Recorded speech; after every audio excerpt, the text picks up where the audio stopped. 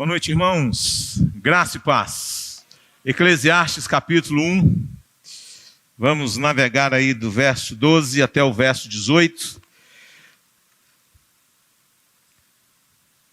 Livro de Eclesiastes, capítulo 1, do verso 12 até o verso 18. Você que não está muito familiarizado com as nossas sequências aqui de exposições, domingo de manhã nós começamos uma série de exposições baseados no livro de Apocalipse.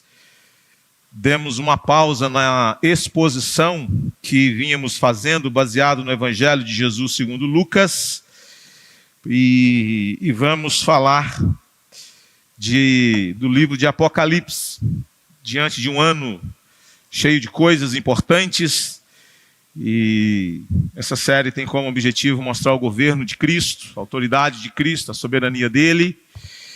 E à noite nós estamos falando sobre o livro de Eclesiastes, talvez tentando aí ajudar a responder aquilo que mais nos angustia nessa vida. Será que as coisas fazem sentido? Será que a gente pode ser feliz? Será que nós podemos encontrar as respostas que nós tanto buscamos? Onde elas estão, afinal de contas? Eclesiastes nos atiça um pouco a pensar, a refletir sobre as questões mais importantes da vida.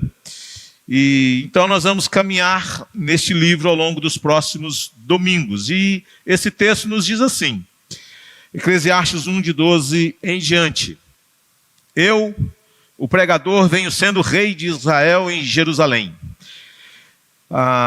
Venho sendo rei de Israel em Jerusalém. Dediquei-me a investigar e a me informar com sabedoria a respeito de tudo o que se faz debaixo do céu. Que enfadonho trabalho Deus impôs aos filhos dos homens para com ele os afligir. Vi todas as obras que se fazem debaixo do sol, e eis que tudo é vaidade e correr atrás do vento.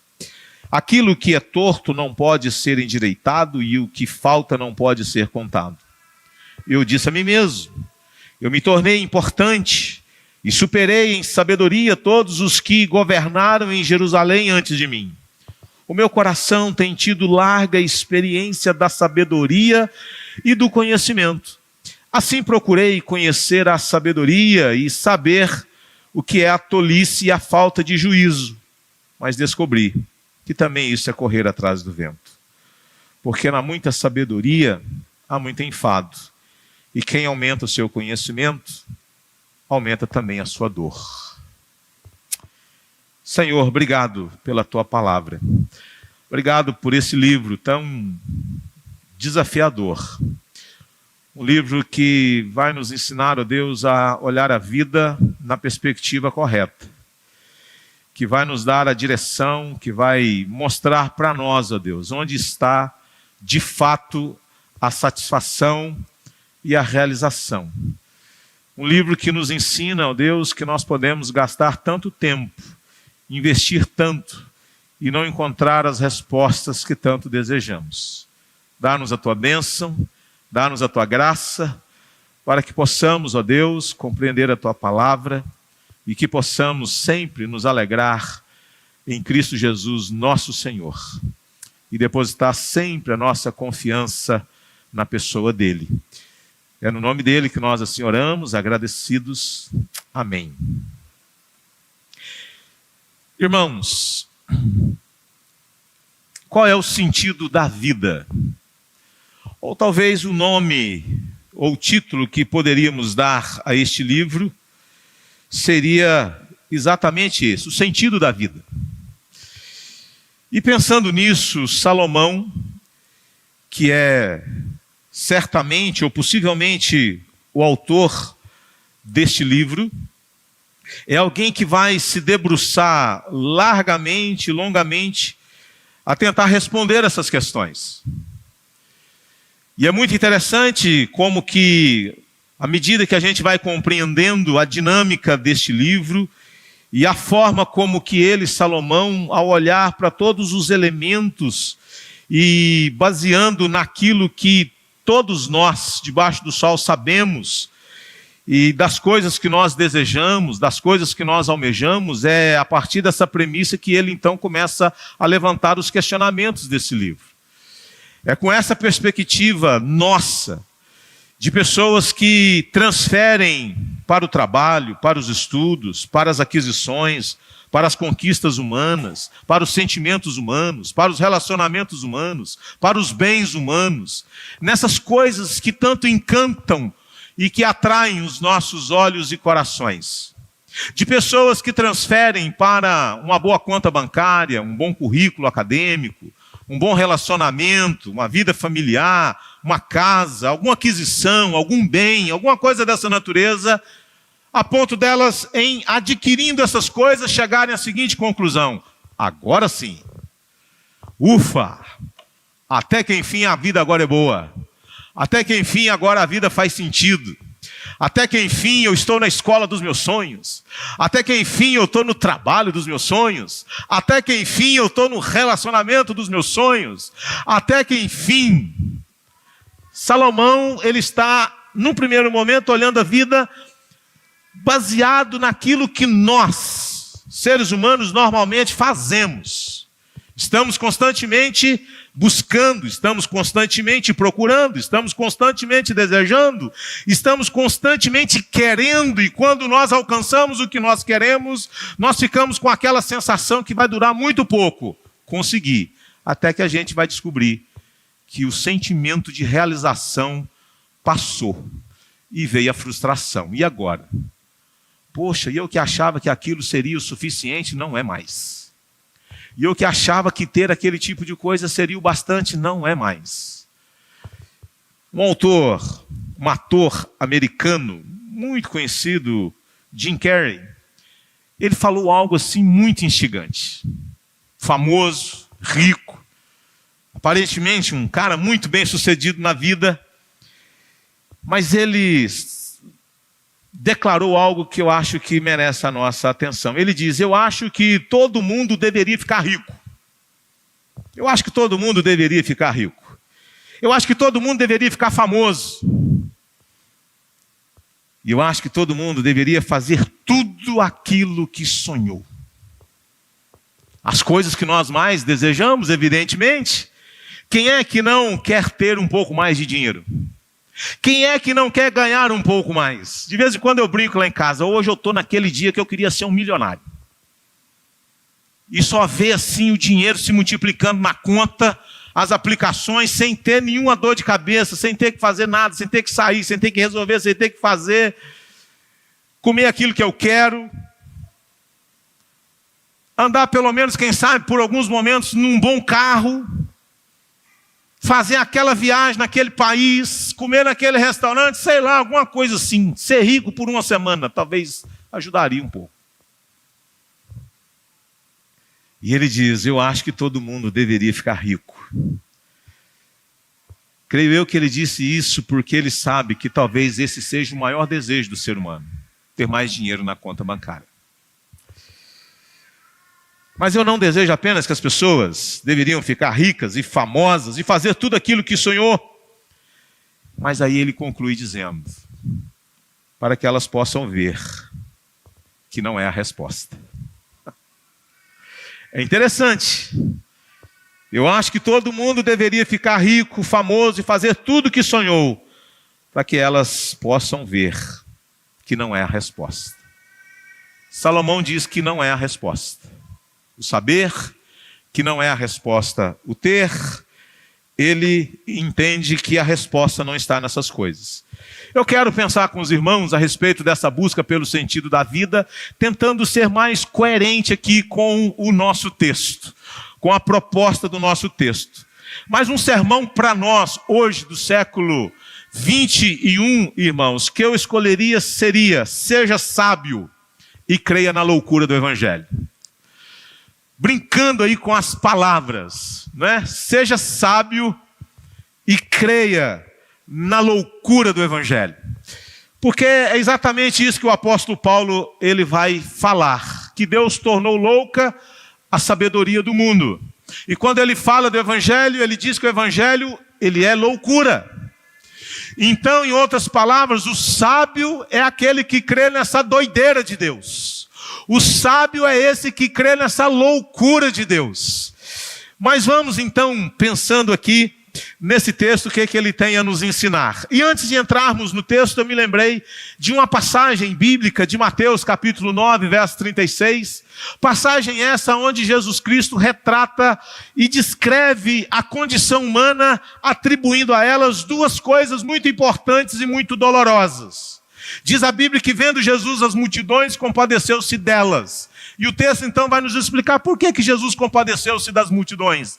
E a Bíblia então vai dizer porque elas estavam aflitas e exaustas.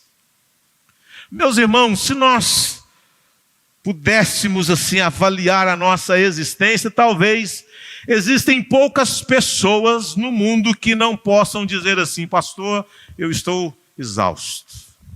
A exaustão faz parte da minha vida.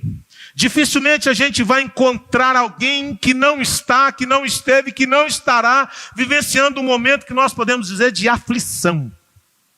Essa era a condição existencial das pessoas nos dias de Jesus. Elas estavam aflitas e elas estavam exaustas como ovelhas que não têm pastor. E eu acho que a vida, meus irmãos, quando ela não transmite, não traz para nós aquilo que nós desejamos, quando nós estamos à procura de coisas e quando nós mesmos, quando a gente tem a sensação de que conseguimos, e aí a gente fica com aquele vazio na alma dizendo não foi capaz de satisfazer. Eu experimento isso constantemente quando eu compro um livro. Aí eu ouço um pastor dizendo assim: você não pode passar dessa existência sem ter esse livro, sem ler esse livro. Eu digo, então já que não posso passar dessa para a eternidade, eu tenho que ler, porque o pastor falou, eu tenho que ter esse livro, eu tenho que ler esse livro. Aí chega o livro, sabe aquela doçura de rasgar, de pegar, de sentir. Eu não sou o cara da tecnologia, eu não gosto de ler coisas no tablet. Eu não gosto de ler livro no Kindle. Não aprendi.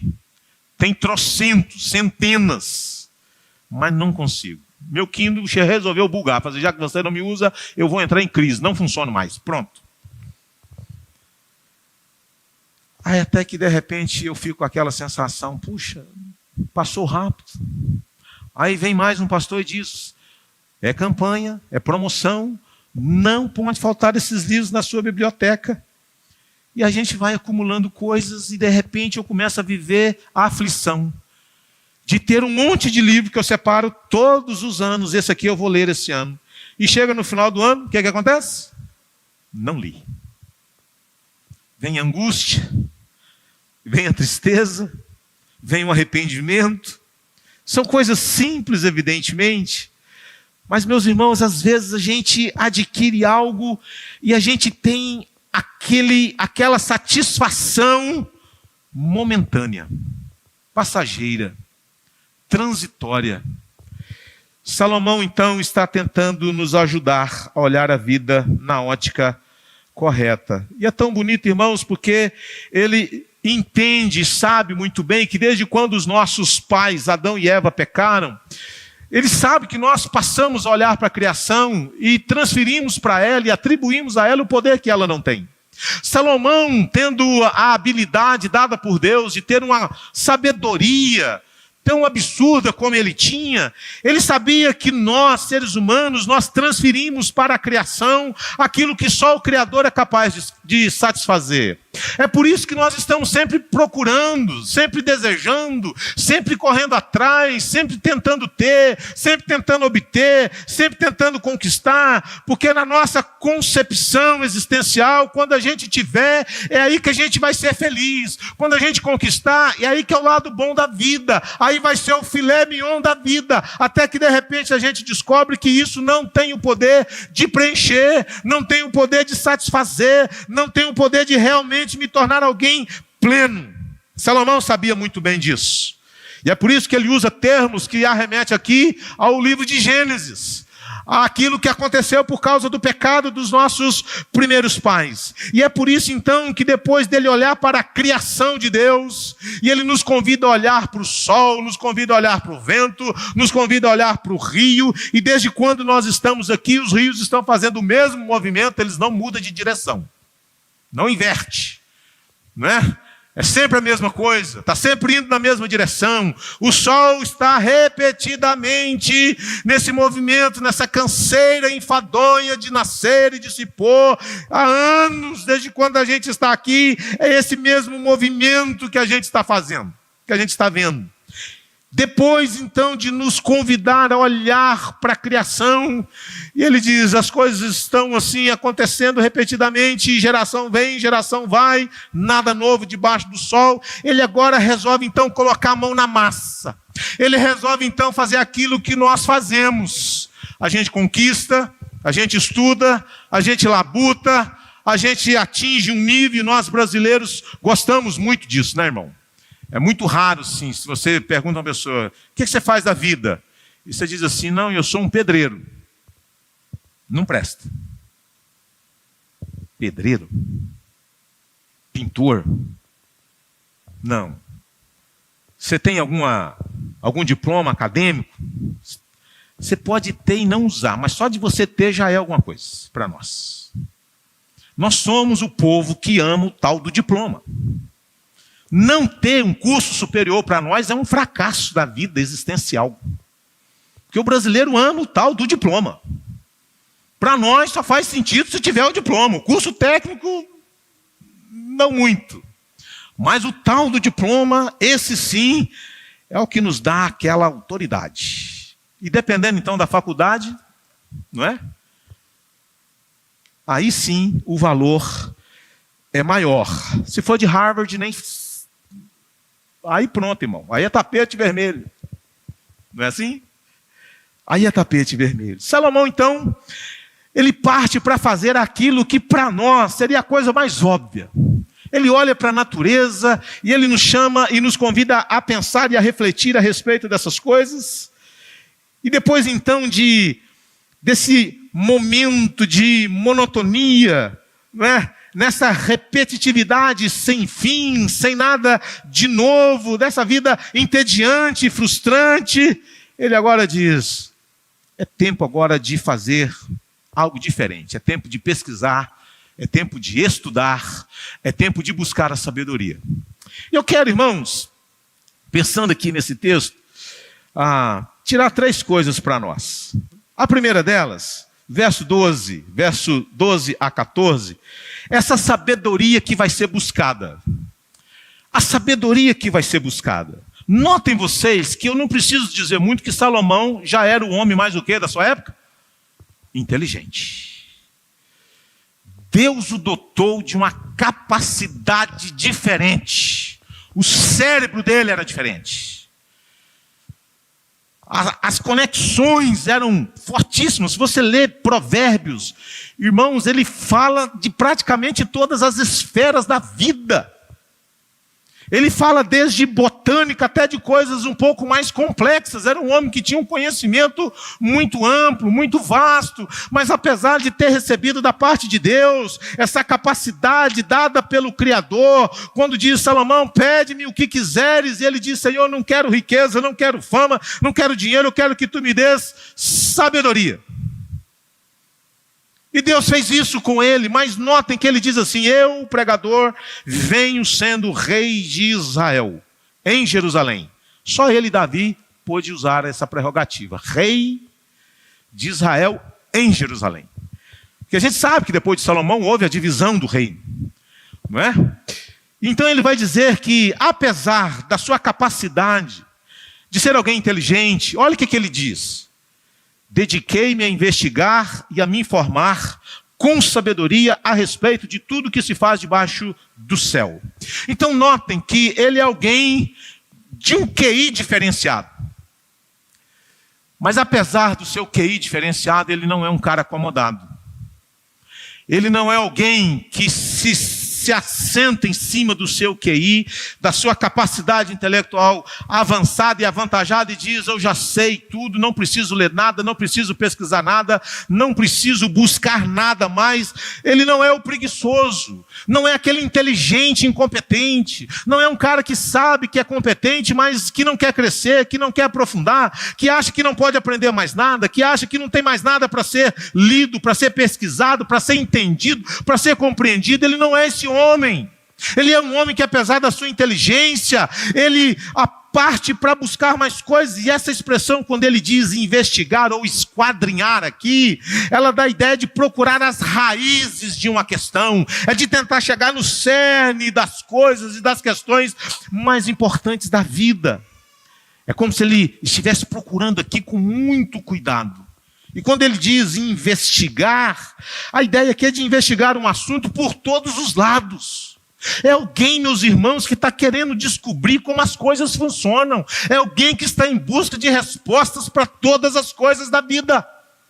Mas notem vocês que ele já é um homem inteligente, ele já é um homem competente, mas apesar de tudo isso, ele está buscando, ele está querendo mais, ele está indo mais profundamente no entendimento das coisas. Eu me lembro, por exemplo, quando eu estava no seminário, tinha um professor de grego chamado João Alves, já falecido. E ele dizia assim, de vez em quando: eu já vi muitos alunos no seminário, inteligentíssimos, que não foram a lugar nenhum, porque se acomodaram na inteligência que tinham. Se tornaram soberbos, achavam que já sabiam de tudo, não tiveram humildade para lidar com a sua própria capacidade. É difícil isso, né? Ter humildade para lidar com a sua própria capacidade. E eu sei que eu sei, mas apesar de saber que eu sei, eu não me torno um soberbo. Eu quero aprender mais, eu tenho humildade para ouvir, eu não sei tudo. Então ele dizia isso para nós. Eu já vi alunos assim, com a capacidade extraordinária. Não se tornaram nada, não chegaram a lugar nenhum, fracassaram ministerialmente falando. Aí ele dizia assim: eu já vi gente com muitas limitações, que se tornaram pastores abençoados. Que se tornaram pastores realmente que serviram a Deus e a igreja com muita dedicação. Salomão, irmãos, é esse homem sábio que investiga, que esquadrinha, que está à procura, que quer entender mais, que quer compreender cada vez mais, que está buscando esta sabedoria com profundidade. Ele faz isso. E aí ele vai dizer que, apesar dessa busca, ele diz: eu dediquei-me, eu me gastei, eu me desgastei em busca destas coisas, como que elas funcionam debaixo do céu. Ele tenta chegar na raiz, no coração das coisas, mas aí ele conclui dizendo: que enfadonho trabalho o Elohim, Deus. É a primeira vez que o nome aparece no livro, aqui. Que enfadonho trabalho Deus impôs aos filhos dos homens para com ele os afligir. Parece que ele está aqui tendo como pano de fundo, ou lembrando do que aconteceu lá em Gênesis, no capítulo 1 e 2. Quando Deus então amaldiçoa a terra e o homem que nela estava, dizendo que no suor do teu rosto comerás, a terra vai produzir cardos e abrolhos, a vida vai ser difícil, então o trabalho vai ser pesaroso, vai ser exaustivo. Salomão parece que está entendendo aqui os efeitos da queda lá em Gênesis, dizendo que a partir do pecado dos nossos primeiros pais, o trabalho não se tornou algo assim tão satisfatório.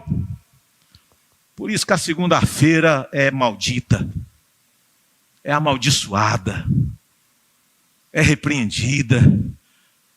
É segunda maldita. Não vejo a hora do Brasil aprovar o 5 por 1, o 1 por 5. Um dia só de trabalho.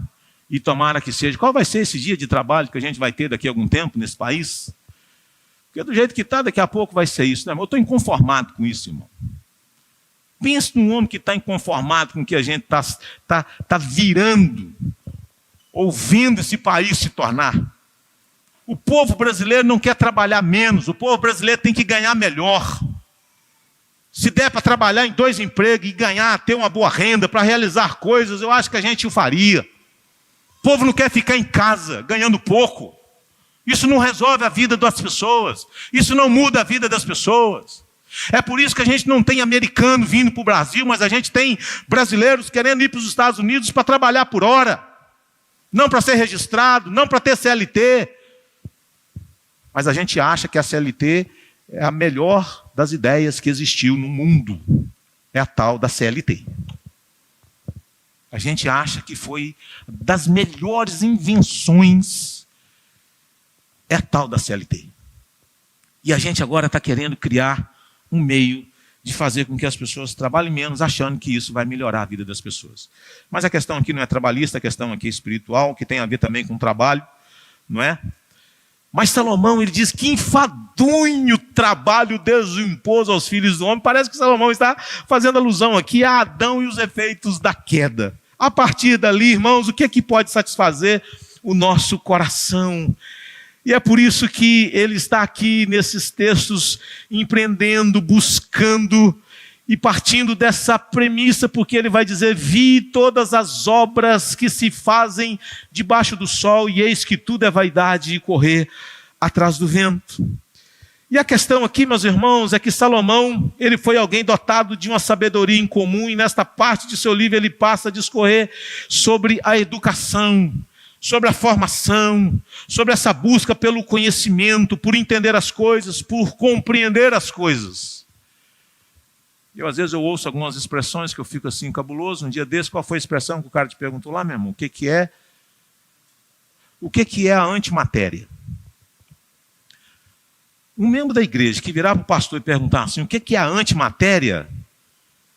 Eu vou falar assim, meu irmão, a antimatéria é seu pai e a sua mãe. Eles são a antimatéria, meu irmão. Porque é por intermédio dele que você veio a existir. Então, antes de você, eram eles. Eles são a antimatéria. É certo que não é isso. Não é?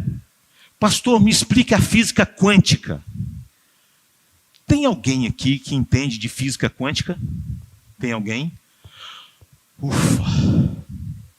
Graças a Deus. Não é, irmãos? É tenso. A física quântica. Mas veja, meus irmãos, Salomão diz que enfadonho trabalho. O que Deus que está no céu tem a ver com o homem que está na terra? O que as coisas debaixo do sol, que relação elas têm com aquele que está acima dele? Salomão está olhando a vida debaixo do sol. Por que ele usa essa expressão? Porque é a vida como nós a vemos.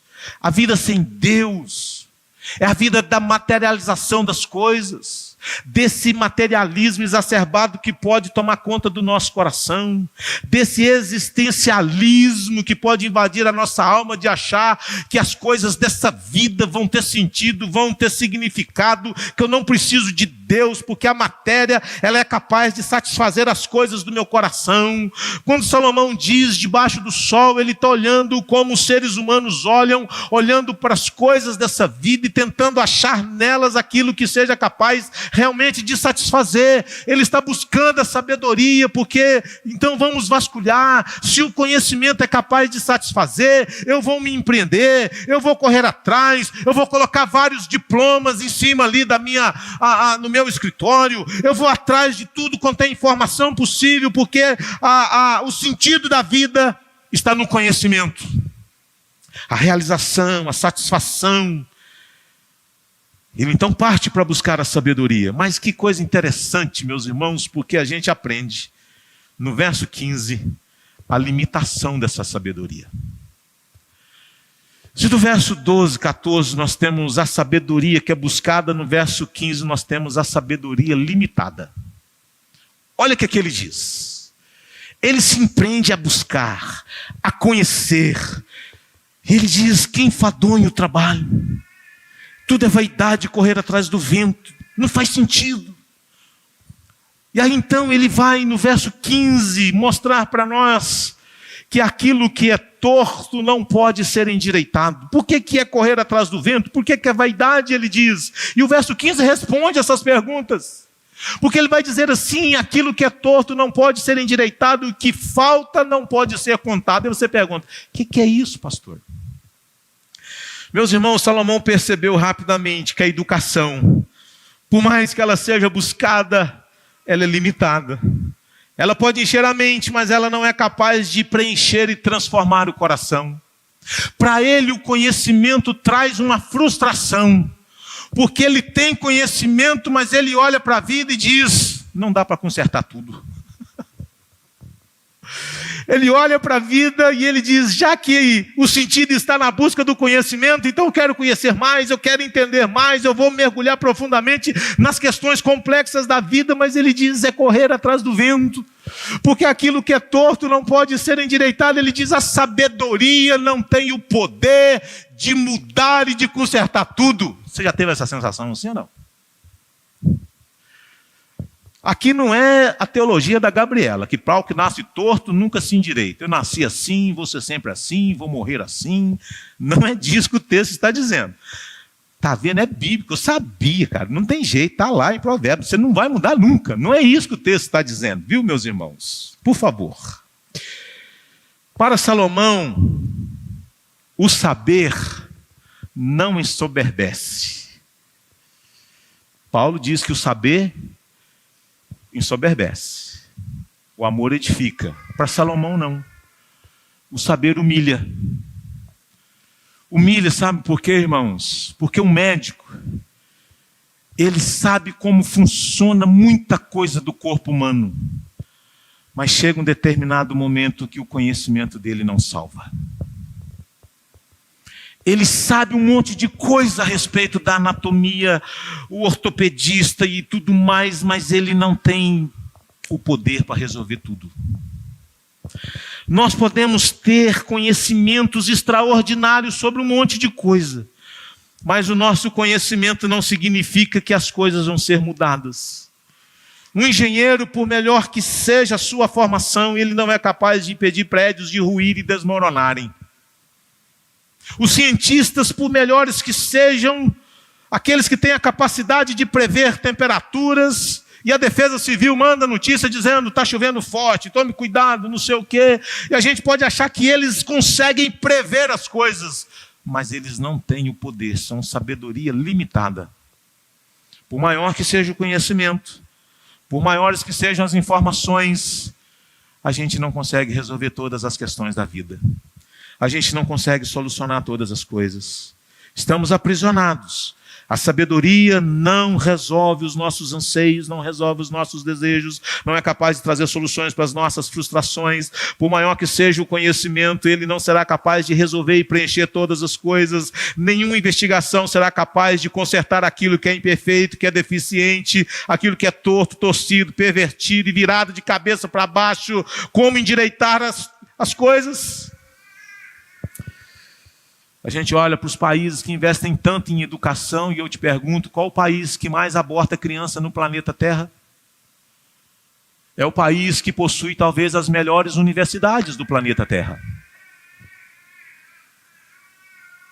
E a gente então, irmãos, olha para essas coisas e Salomão diz, apesar de buscar, apesar de conhecer, apesar de empreender, apesar de vasculhar, apesar de enquadrinhar, apesar de investigar, eu percebi que tudo é vaidade de correr atrás do vento, porque a sabedoria, por maior, por mais profunda que ela seja, ela não soluciona tudo, ela não explica tudo, ela não resolve todas as coisas. A falta de tantas coisas neste mundo, meus irmãos, que nós não somos capazes de calcular. Por isso que ele diz, e o que falta não pode ser contado. A gente começa a conversar e a gente vai percebendo assim, está faltando tanta coisa, meu Deus do céu. Por melhores que sejam os avanços, há tantas carências, há tantas necessidades. Para Salomão, irmãos, ele requer uma solução maior do que a soma de todas as suas partes. Só a intervenção de Deus para trazer as soluções devidas e necessárias.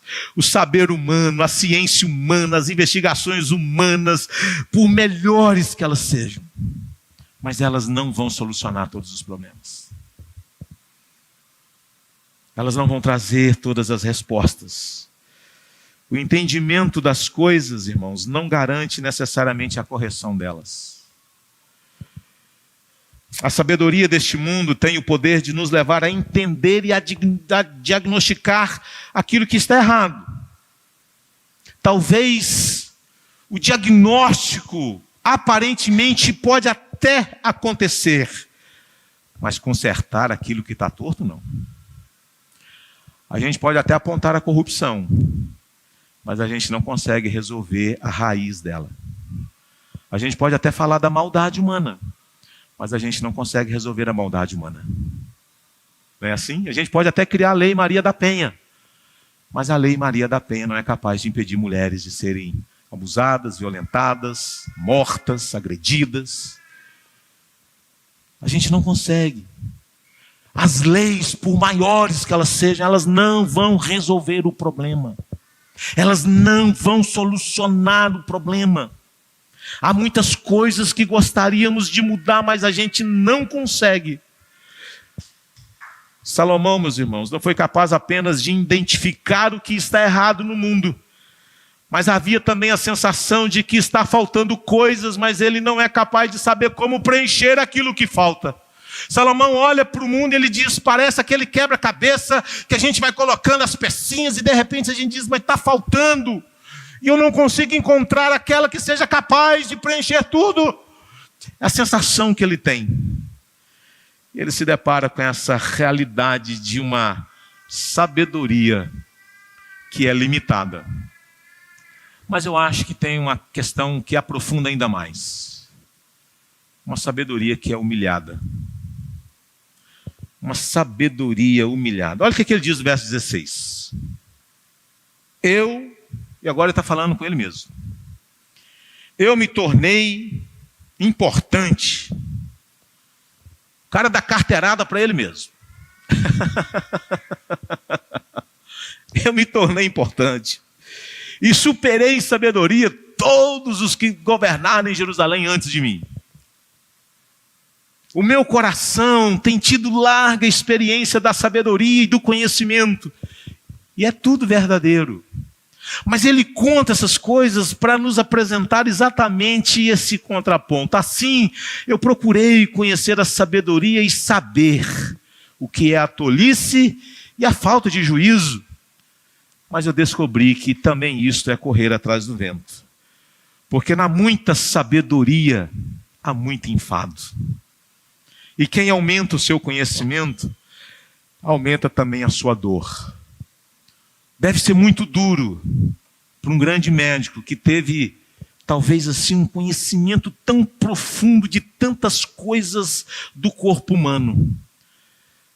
Mas de repente chega um diagnóstico e ele diz, a ciência não vai poder fazer nada. O que nós podemos é paliativo. Isso é humilhante demais. Um cientista, não era o Adalto Lourenço, esqueci o nome dele, ele disse num dos seus livros que o grande problema dos nossos cientistas, que não declaram abertamente que não tem como esse mundo vir do nada, alguém pensou nele, ele disse, está faltando humildade. Eles não têm humildade para olhar e dizer, cara, não tem como. Alguém pensou nas coisas, para elas funcionarem tão bem assim. Mas eles não têm humildade para olhar e dizer, foi Deus. E é por isso que Salomão, ele se depara com essa realidade. Ele diz, no muito saber não há soberba. O saber humilha para Salomão. Para os coríntios, que valorizavam muito a filosofia, grega, para ele o saber ensoberbece, para Salomão não, o saber humilha. Porque quanto maior é o conhecimento, ele diz, quanto mais informações as pessoas vão adquirindo, ele diz, isso não é capaz, isso não traz, isso não soluciona, traz mais enfado, e o conhecimento só aumenta a nossa dor. O mundo parou recentemente, meus irmãos, porque nós nos deparamos com o vírus que chegou e bagunçou o coreto. Alterou radicalmente a maneira de nós nos relacionarmos e ninguém conseguia imaginar que nós haveríamos de vivenciar coisas tão horríveis como aquela. Quanto mais sábio você for, mais preocupação você terá. Quanto maior o conhecimento, maior a dor. Quem disse isso, meus irmãos, foi alguém que possuía conhecimento de causa sobre todas as coisas. Salomão, após examinar, buscar, investigar, a conclusão que ele chegou foi que tudo não passa de rebel. É vaidade, é correr atrás do vento. Não que a gente não tenha que estudar, não que a gente não tenha que se aprofundar, não que a gente não tenha que buscar conhecimento, não é disso, ele não é contra o conhecimento, mas ele é contra aquela ideia de nós acharmos que o sentido das coisas está no conhecimento, que a resposta para as questões mais importantes da vida está na sabedoria, está nesse conhecimento humano, e ele diz, não está. A sabedoria, quando considerada a parte da sabedoria que provém do temor do Senhor, só aumenta a tristeza ao invés de trazer alívio e alegria. Porque não vai trazer. E é por isso que depois de muito buscar, a sua conclusão foi de que há um vazio. O vazio continua lá. A mente está cheia de informação, está cheia de conhecimento, na parede está lá os diplomas todos, mas quando ele olha para dentro de si mesmo, ele diz, aquilo não preenche isso aqui. Aquilo não satisfaz. Depois de muito buscar, a sua conclusão foi de que há um vazio no saber e na sabedoria humanas. Há um vazio, uma falta de sentidos, quando a gente coloca no conhecimento humano aquilo que só Deus é capaz de fazer. Por isso, uma sabedoria que é buscada, mas uma sabedoria que é limitada, e para tornar as coisas um pouco mais ainda duras, uma sabedoria que é humilhada. E isso é maravilhoso, irmão, sabe por quê? Porque quando a gente olha então para todas essas coisas e diz, onde está a solução então, pastor? Se não está em Harvard, se não está em Princeton, se não está na USP, se não está no Mackenzie, se não está na Unicamp, se não está na UFMG, se não está na UF, alguma coisa aí, se não está nessas coisas, onde está?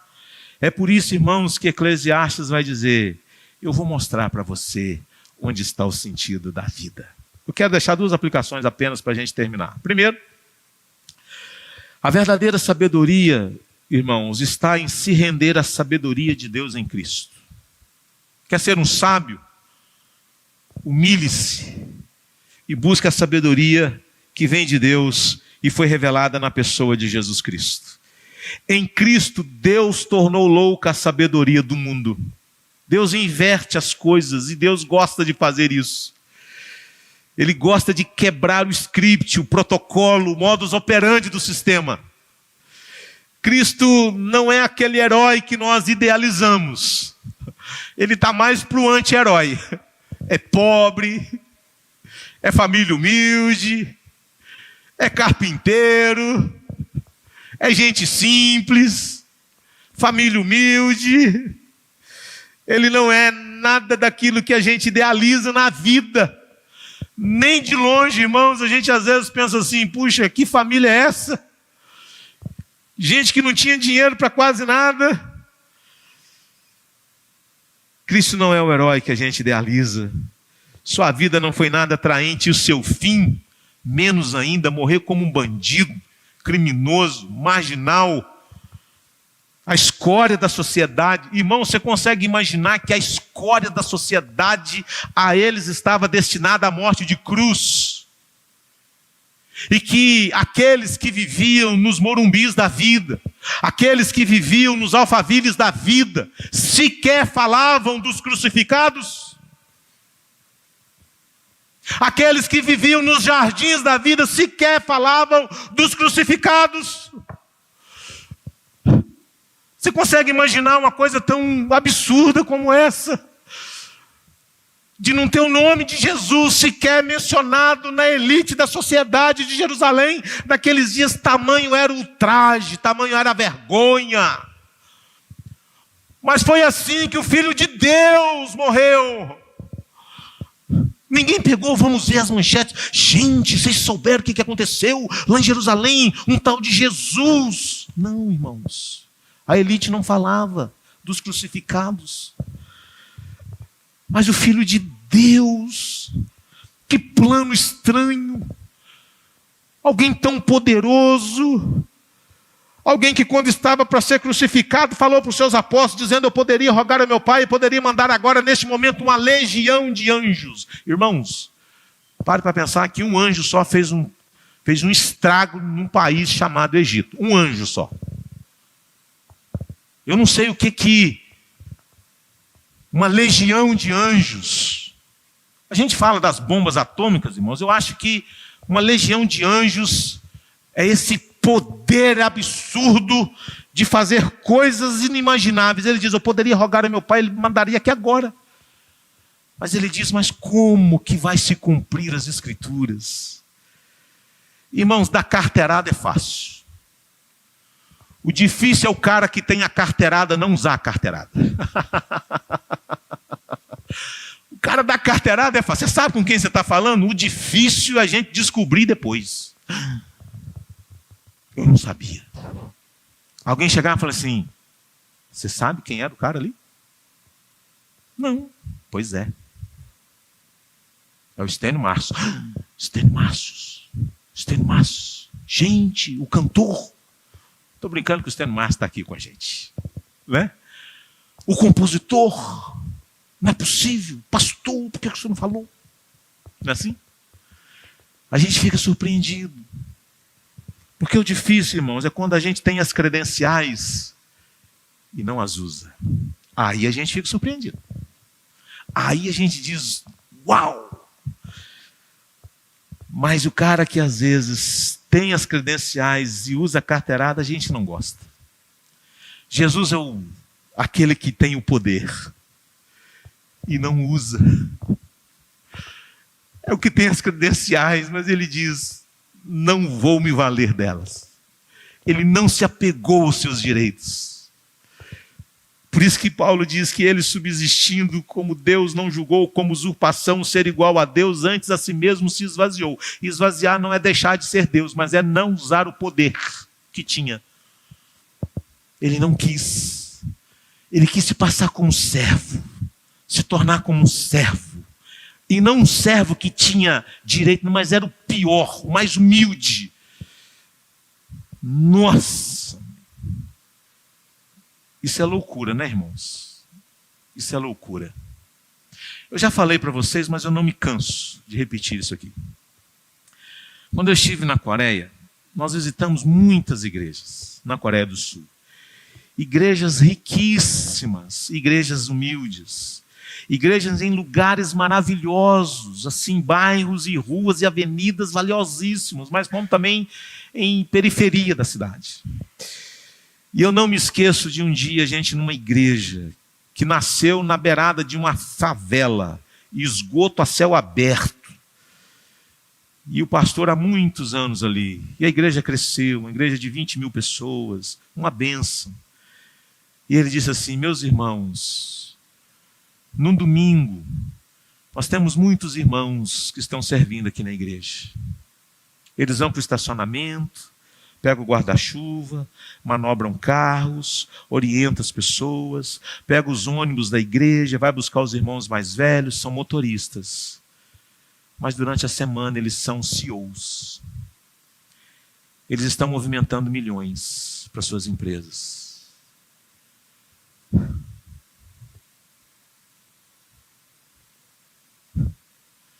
Aí a gente tem um diplominha.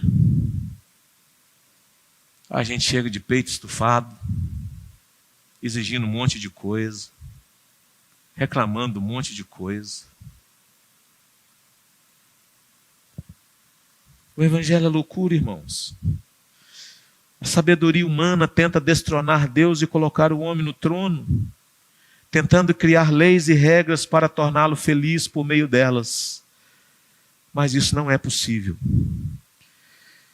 Uma outra coisa para terminar: entra ano e sai ano, por maiores ou melhores que sejam os investimentos na educação, ela não tem resolvido os dilemas e conflitos da alma humana.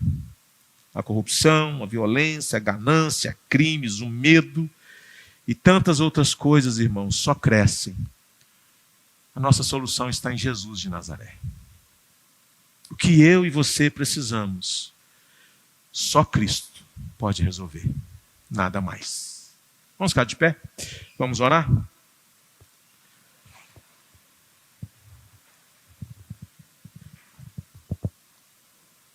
Cristo nos dá paz. Cristo perdoa os nossos pecados. Cristo nos dá certeza de salvação. Cristo nos acolhe. Cristo é presente na nossa vida. Como que Cristo pode confortar os nossos corações atribulados às vezes, irmãos? Garantindo estar conosco todos os dias. Garantindo que nos dá paz, que nos dá graça para a gente seguir adiante. Senhor, tem misericórdia de nós. Em Cristo estão ocultos todos os tesouros da sabedoria. Ele é a nossa sabedoria. E muito obrigado a Deus, porque o Senhor tornou louca a sabedoria do mundo. Porque os melhores filósofos não conseguiriam conceber a ideia de um Deus morrendo numa cruz. De um Deus que criou todas as coisas sendo perseguido, tendo um julgamento falsificado, sendo condenado, e morrer como os piores que morriam naqueles dias. Deus amado, muito obrigado, porque o Senhor não agiu conforme nós pensamos ou imaginamos. O Senhor veio na contramão das coisas, para exatamente humilhar a sabedoria humana, porque sem humildade, ó Deus, a gente não pode nos aproximar de Ti. A soberba nos afasta do Senhor, porque nos sentimos autossuficientes, poderosos. Mas a humildade faz com que a gente entenda que as respostas para aquilo que precisamos só podem vir do Senhor. O homem quer ter paz, mas o dinheiro não compra. O dinheiro não é capaz de proporcionar essas coisas. Só o Senhor pode dar. E é por isso que as Escrituras falam de uma paz que transcende a nossa compreensão. E é por isso que a gente pode perceber que pessoas que mesmo que estejam passando por momentos tão difíceis na vida, a gente consegue olhar para os seus rostos e ver pessoas que desfrutam de paz. Isso é algo sobrenatural, que as condições da vida, a conta bancária não é capaz de resolver, os diplomas na parede não solucionam, o lugar onde nós moramos, por melhor que seja, não é capaz de solucionar. Obrigado, Deus, porque o Senhor humilhou a sabedoria humana. Obrigado, Deus, porque o Senhor humilhou essa capacidade que o homem tem de achar que as respostas para as questões da vida são provenientes dele mesmo, e não são. Obrigado, Deus, porque só o Senhor pode solucionar, só o Senhor pode resolver, só o Senhor pode, Deus, nos dar aquilo que os nossos corações mais anseiam. Obrigado, Deus, porque as respostas às questões mais importantes da vida não está na ciência, não está na sabedoria humana, não está na educação, não está nas leis, por melhores que elas sejam, e elas podem ser dádivas do Senhor, mas só em Ti nós haveremos de encontrar aquilo que realmente nós necessitamos. Oh Deus, muito obrigado. Obrigado por Jesus Cristo, nosso Senhor. Obrigado porque Ele é Deus presente na vida da gente. Obrigado porque Ele nos pacifica, nos sustenta. Obrigado porque Ele nos abençoa, nos dando graça de viver contente em toda e qualquer situação. Obrigado porque, Senhor, em Cristo nós somos mais do que vencedores, não importa as circunstâncias. Obrigado porque a Tua graça é melhor do que a vida, Senhor. Louvado seja o Teu santo nome. E que nós possamos seguir no temor do Senhor, porque o temor do Senhor é o princípio da sabedoria. Queridos irmãos, que a graça maravilhosa do nosso Senhor e Salvador Jesus Cristo, que o eterno amor de Deus, o Pai, e as consolações do Espírito Santo estejam com todos e com toda a igreja de Jesus, hoje e sempre. Amém e amém.